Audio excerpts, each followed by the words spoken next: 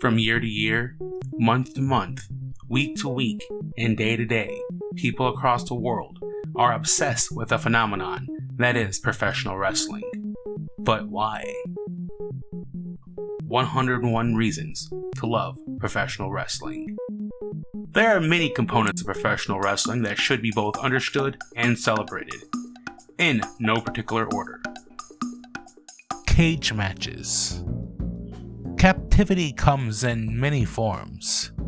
The idea of a cage match goes back as far as practical has been practical. A cage is used to contain livestock and also a prison to keep bad people away from the general public. It's also used for cage fighting. In professional wrestling, the cage should be looked at from three perspectives: structure, booking, and the legacy. The structure of a cage in professional wrestling varies. NWA, WCW, ECW, and later WWE would use a normal cage, a chain-linked fence connected by steel pipes. This is the tradition, the standard if you will, of a cage in professional wrestling. The old school WWF cage was an awesome blue-barred nightmare. It was a big metal structure with big open spaces between bars and left many fans of that time period with many great memories. Various companies have adopted a war game style match. 2 rings and 1 gigantic cage around the entire monstrosity. These matches have been historic and the excellence in the art of violence. The booking of a cage match is simple. It draws, and when something draws, it means more money is made. It's often used as a culmination of a big money feud that needs a big blow-off match that will sell tickets, the pay-per-views, and be the end-all of anticipation and closure between 2 rivals that despise one another. It could be because a bad guy keeps trying to get away, or having outside forces interfere, and this is the only way to keep a fight uncontested. Or it may be 2 wrestlers that hate each other so much that something barbaric is needed to finally settle the score. Regardless, it draws.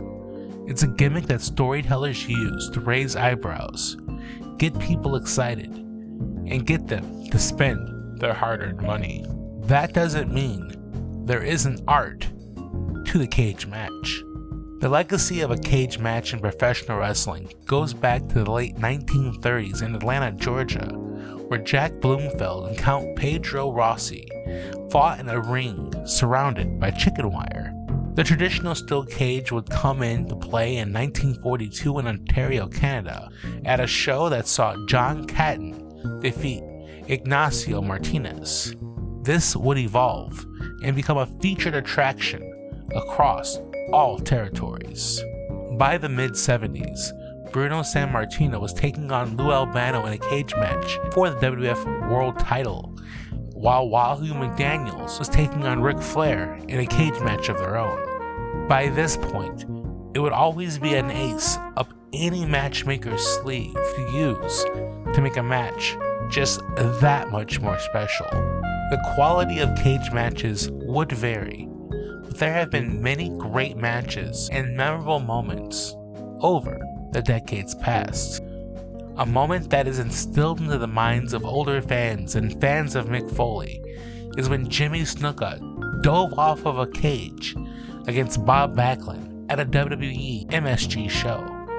There was also Starrcade 83 that saw Ric Flair defeat Harley Race. For many longtime fans, the NWA Starrcade 85 I Quit cage match always comes to mind when discussing this gimmick match.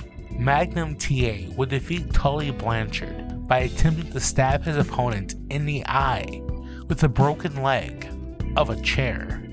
Bret Hart and Owen Hart stole the show at the SummerSlam event held at the United Center In 1994, Stone Cold Steve Austin and Vince McMahon even held a memorable cage match at St. Valentine's Day Massacre. Hell in a Cell would see the likes of Shawn Michaels and The Undertaker define the match, and then Undertaker and Mankind redefine it with some of the most memorable moments in professional wrestling. The two-ring cage war games was done first by NWA, but NXT, MLW, AEW, and recently GCW have all done their own version. Tag teams would also have their own moments in the cage as well, with the likes of the Dudleys and Hardys at Survivor Series 2001, or even Young Bucks and the Lucha Brothers at All Out 2021. And that's just a very few of the legendary matches that have taken place inside of an unforgiving steel structure. It goes on and on. A cage match can even make a not so good matchup turn out at least okay or watchable.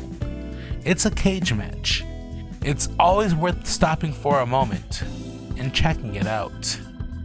It's always the in-the-moment excitement and big spots that make these matches so special.